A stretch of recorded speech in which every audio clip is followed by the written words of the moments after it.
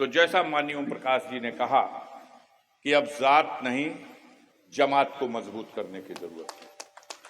जमात ही है पीडीए, और वही है जो समाज के अंतिम व्यक्ति को एकत्रित करके ताकत देने की बात कर रहा है। हम अगर समझ जाएं, हमारे नेतागण समझ जाएं, मैं समझता हूं कि हिंदुस्तान की राजनीति में, लोकतांत्रिक व्यवस्था में कोई भी पार्टी मुकाबला करने की स्थिति में नहीं रहेगी अगर हमने अपनी जमात को पीडीए के रास्ते से मजबूत कर लिया। आप देखो, जो लोग दिल्ली की सत्ता पे बैठे हों या देश के बहुत से प्रांतों में सत्ता में आ गए हों, घोर जबरदस्ती, घोर बेईमानी, इतनी लूट कभी नहीं थी। विधायकों को खरीद फरोख्त करके सरकारें गिराई जा रही हैं। चुनाव आयोग कठपुतली से भी बदतर हो गया, निर्जीव है। हमारे नेता ने कहा मर चुका है। कैसा मिर्चा लगा लोगों को, ये बड़ा गलत कह दिया। जब चुनाव आयोग अपनी भूमिका नहीं निभा पाता तो हमारे संविधान में जो चुनाव आयोग से अपेक्षा की गई, जो उसे अधिकार दिया गया, वो एक स्वतंत्र और सम्मानित अधिकार प्राप्त संस्था, अगर उसके सबसे उच्च पद पर बैठने वाला कोई व्यक्ति है, अगर वो मेरी कृपा का पात्र हो जाएगा तो वो कैसे न्याय कर सकता है? यही तो हुआ। माननीय सर्वोच्च न्यायालय ने कहा कि 3 निर्वाचन आयुक्त हैं भारत में, निष्पक्ष चुनाव आवश्यक है। लोकतंत्र को बचाने के लिए निष्पक्ष चुनाव और निष्पक्ष चुनाव की व्यवस्था के लिए निष्पक्ष निर्वाचन आयुक्तों की नियुक्ति। उन्होंने कहा, सुप्रीम कोर्ट, सर्वोच्च न्यायालय, संविधान में 3 ही बड़ी शक्तियां, कार्यपालिका, न्यायपालिका और विधायिका। न्यायपालिका कहती है, सर्वोच्च न्यायालय कहता है कि निर्वाचन आयुक्तों की नियुक्ति एक देश का प्रधानमंत्री, दूसरा प्रतिपक्ष का नेता और तीसरा सर्वोच्च न्यायालय का चीफ जस्टिस, ये तीनों मिलकर के जो सबसे योग्य व्यक्ति हो, जिस पर भरोसा किया जाए कि ये ईमानदारी से अपनी भूमिका निभाएगा, इस तरह से नियुक्तियां की जाएं और उनको अधिकार जो प्राप्त है उसके अनुसार वो निष्पक्ष चुनाव कराएं। मिर्चा क्यों लगता है? आपने निर्वाचन आयोग और निर्वाचन आयोग में निर्वाचन आयुक्तों की नियुक्ति में उसे अपनी कृपा का पात्र बना दिया। नहीं रहेंगे सर्वोच्च न्यायालय के जज, ऐसा कानून बना दिया। कौन करेगा उनकी नियुक्ति? हम करेंगे। हमारा पद पर बैठाया हुआ मंत्री करेगा और एक प्रतिपक्ष का नेता करेगा। कभी न्याय हो सकता है? जिसको मैं ही नियुक्त करूंगा वो मेरी इच्छा के बगैर कुछ कर सकता है? उसी दिन तय हो गया था कि देश में अब निर्वाचन आयोग निष्पक्ष नहीं रह गया। पहले अंधा हुआ, फिर बहरा हुआ, गूंगा हुआ और अब पूरी तरह से राम राम सत्य है और उसका जो है जनाजा निकल चुका है।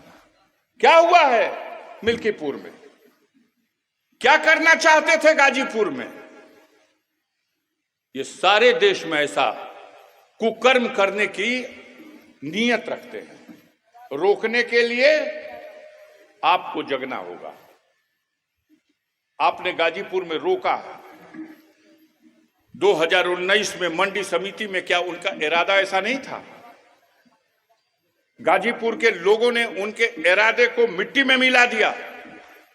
लड़ना होगा और इस तेवर से खड़े होना होगा कि लोकतंत्र की रक्षा में बलिदान हो जाएगा, लेकिन मनमानी तुम्हारी नहीं चलने दिया जाएगा और तानाशाही को सफल नहीं होने दिया जाएगा। जब इस हौसले के साथ खड़े होंगे तो 2027 में वोटों की गिनती की नौबत से पहले उत्तर प्रदेश में प्रचंड बहुमत के साथ माननीय अखिलेश यादव के नेतृत्व में सरकार बनेगी। जनता कहां है उनके साथ? 10 से 12 लोग हैं मात्र उस विचारधारा को मानने वाले, जिनकी विचारधारा गंदी है, जो झूठे लोग हैं, जो बेईमान लोग हैं। क्या प्रमाण पत्र लेना है? आप में से बैठा हुआ कौन आदमी नहीं जानता कि सरकारी कार्यालयों में घूस लिए बगैर कोई काम नहीं हो रहा? कौन नहीं जानता? अपने दिल में झांक के देखो। जनप्रतिनिधियों को अपमानित किया जाता है, मोटरसाइकिल पकड़ ली गई, गांव का प्रधान चला जाए थाने, जिला पंचायत का सदस्य चला जाए थाने, ब्लॉक प्रमुख चला जाए थाने, छूटेगी? नहीं छूटेगी, कुर्सी भी नहीं मिलेगी। और अगर दलाल चला जाए थाने, टेलीफोन भी कर देगा तो काम सफल हो जाएगा। तो ये दलाली का दौर है, ये बेईमानी का दौर है, ये झूठ का दौर है। और अत्याचार करने वाले मगन इसलिए हैं कि हमारा तो मजा लेने का दौर है। लूट पकड़े जा रहे हैं, का तो पूरा पूरा घर नोट से भरा हुआ है। मशीनें गिनते गिनते नोट, मशीन खराब हो जा रही है। और अभी कहते हैं कि नहीं, हमारे राज्य में भ्रष्टाचार नहीं। अब कैसा भ्रष्टाचार होगा? 35 पुल बना बिहार में, 21 ठो गिर गया। अभी भ्रष्टाचार की परिभाषा पूछते हो? रामपथ अयोध्या में 13 किलोमीटर के रामपथ में पहली बरसात में 18 जगह गड्ढा बन गया। विश्रामालय जो वेटिंग रूम बनाया गया था, प्रधानमंत्री ने उद्घाटन किया था अयोध्या के वेटिंग रूम का, पहली बरसात में उसकी पूरी दीवारें गिर गई।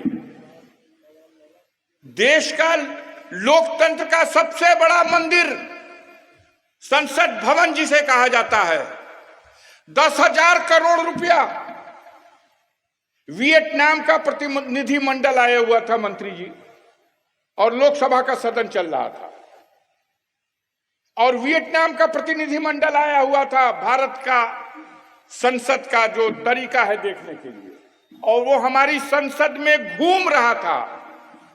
और पता नहीं इंद्रदेव की क्या कृपा हुई, बरसात शुरू हो गई और दौड़ दौड़ के बल्टी रखी जाने लगी। इतनी कमर के इतनी बड़ी बड़ी बल्टी, कैसे हदर हदर चूहे जैसे जनाता था कि अरे बाप रे बाप, हमनी के यहाँ तक कहीं जाके प्राइमरी स्कूल बनता यह चूहता, वहां संसद भवन चू रहा।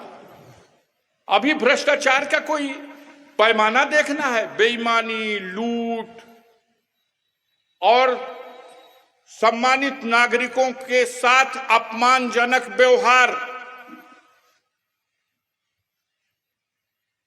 पूरे मिल्कीपुर विधानसभा क्षेत्र में देख लीजिए, पता कर लीजिए। सिपाही से लेकर के और एसपी तक डंडा लेके मैदान में, लेखपाल से लेके कलेक्टर तक हर हथियार के साथ चुनाव जीतना है। तो वहां समाजवादी पार्टी नहीं हारी, वहां लोकतंत्र हार गया।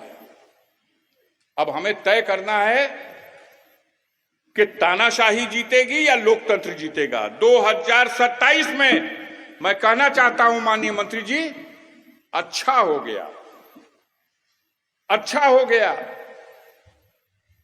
जो कुछ अभी भरम पर्दे में था वो बिल्कुल मतलब वस्त्र रही रह गया, बिल्कुल निवस्त्र होकर के इन लोगों ने अब समाजवादियों के ऊपर ये जिम्मेदारी है कि सोचिए